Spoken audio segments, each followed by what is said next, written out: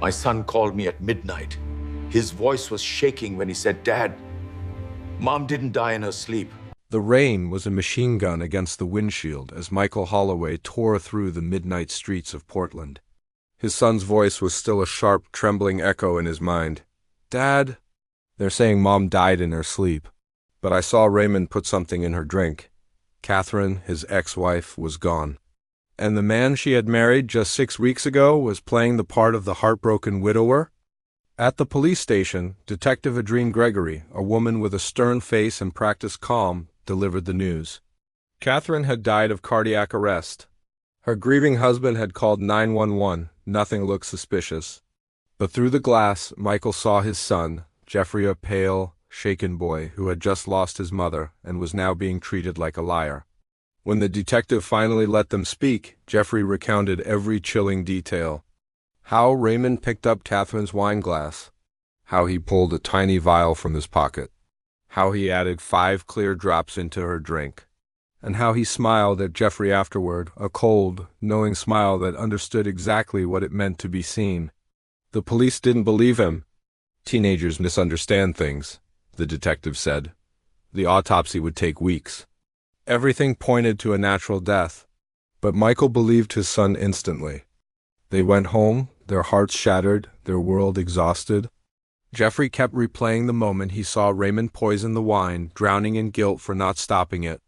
Michael wrapped his arms around him, assuring him it wasn't his fault. But in the silence of that night, as his son slept, Michael made a vow.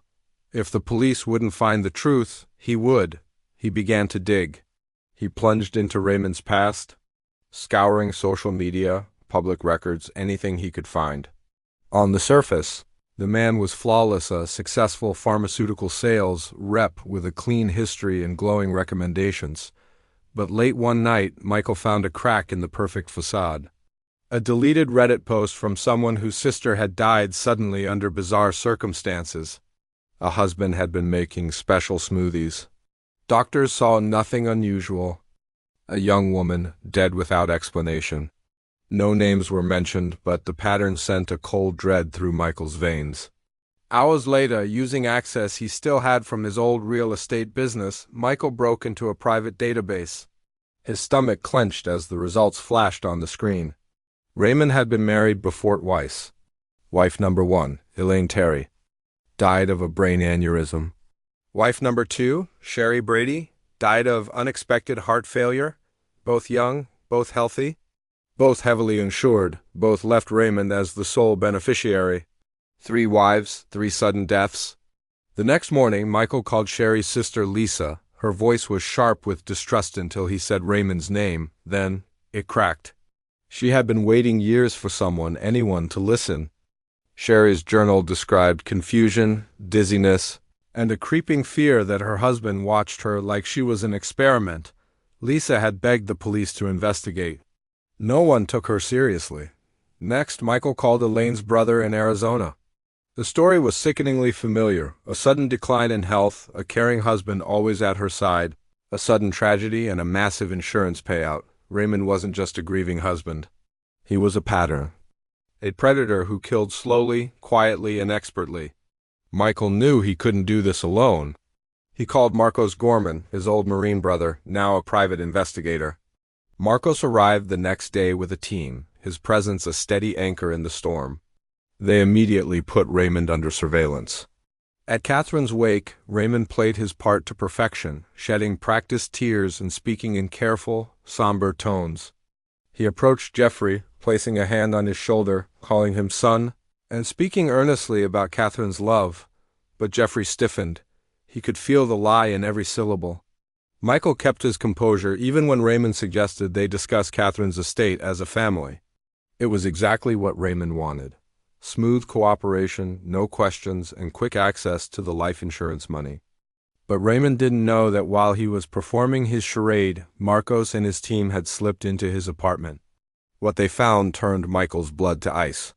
A small wooden box held 3 items, a bracelet, a silk scarf, a single pearl earring, souvenirs from each dead wife, trophies, and next to them, a leather journal filled with coded notes, dosages, symptoms, timelines. a scientist's meticulous record of poisoning. This was the proof Michael needed, but it was illegally obtained. He couldn't take it to the police. Not yet. Instead, he used the information as leverage.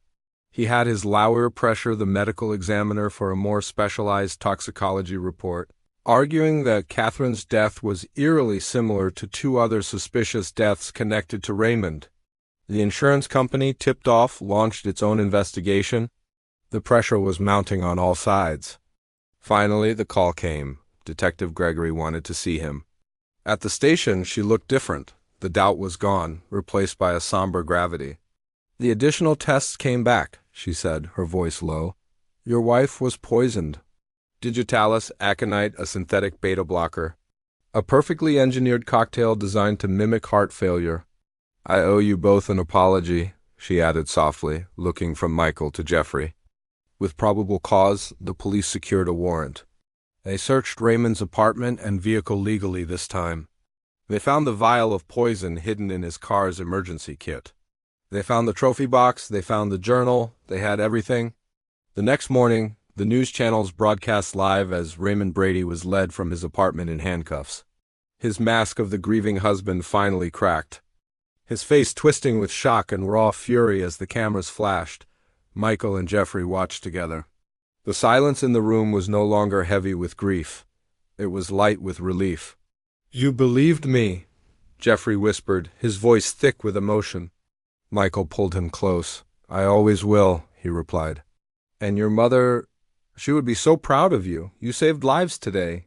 You stopped him. Jeffrey leaned against his father's shoulder as the sun rose over Portland, casting long shadows that were finally starting to retreat. The grief was still a sharp ache in their hearts, but justice had found its way through the darkness.